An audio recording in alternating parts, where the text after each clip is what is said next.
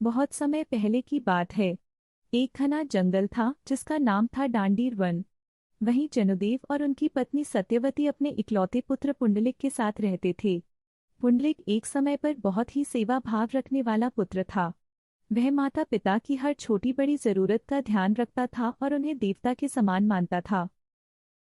लेकिन जब उसका विवाह हुआ तब उसके स्वभाव में धीरे धीरे बदलाव आने लगा। अब वह माता पिता की अवहेलना करने लगा, उनसे रूखा व्यवहार करता और हर बात में तिरस्कार करता।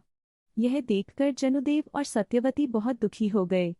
उन्होंने तय किया कि इस अपमान और दुख से दूर जाने के लिए तीर्थयात्रा पर काशी निकल जाना ही ठीक रहेगा।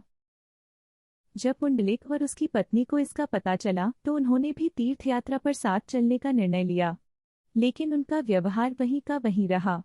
पुंडलिक और उसकी पत्नी घोड़ों पर सवार होकर चलते, जबकि वृद्ध माता पिता पैदल चलते।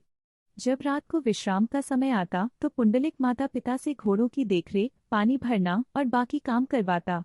माता पिता की हालत दयनीय होती जा रही थी। कुछ दिनों की यात्रा के बाद वे सभी महर्षि कुक्कुटस्वामी के आश्रम पहुंचे। थकावट के कारण सभी तीर्थयात्री सो गए, लेकिन पुंडलिक को नींद नहीं आई। रात के अंतिम पहर में उसने एक अजीब दृश्य देखा। कुछ सुंदर और तेजस्वी युवतियां गंदे वस्त्रों में आश्रम में प्रवेश करती हैं। वे आश्रम की सफाई करती हैं, ऋषि के वस्त्र धोती हैं, पानी भरती हैं। लेकिन जब वे बाहर निकलती हैं तो उनके वस्त्र स्वच्छ, उज्ज्वल और प्रकाशमान हो जाते हैं, और फिर वे सभी गायब हो जाती हैं। यह दृश्य लगातार 2 रातों तक देखने के बाद तीसरी रात पुंडलिक ने उनका रास्ता रोक लिया। वह उनके चरणों में गिर पड़ा और पूछा, आप कौन हैं?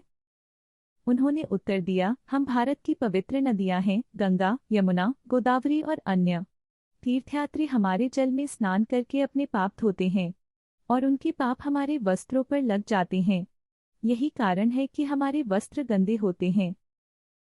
फिर उन्होंने पुंडलिक की ओर देखा और कहा, लेकिन तुम अपने ही माता पिता का अनादर करते हो। तुम सबसे बड़ा पापी हो। यह सुनकर पुंडलिक के भीतर कुछ टूट गया। उसे अपनी भूल का एहसास हुआ। उस रात से उसके जीवन की दिशा ही बदल गई। अब घोड़ों पर उसके माता पिता सवार होते और वह स्वयं अपनी पत्नी के साथ पैदल चलता। वह हर मोड़ पर अपने माता पिता की सेवा करता, उन्हें प्रेम से संभालता, उनकी हर जरूरत का ध्यान रखता। उसकी भक्ति और सेवा देखकर उसके माता पिता का भी मन बदल गया। उन्होंने कहा, बेटा, अब हमें आगे नहीं जाना। काशी से बढ़कर हमारा तीर्थ तो तू है। तेरी सेवा ही हमारा मोक्ष है। वे सभी डांडीर वन लौट आए।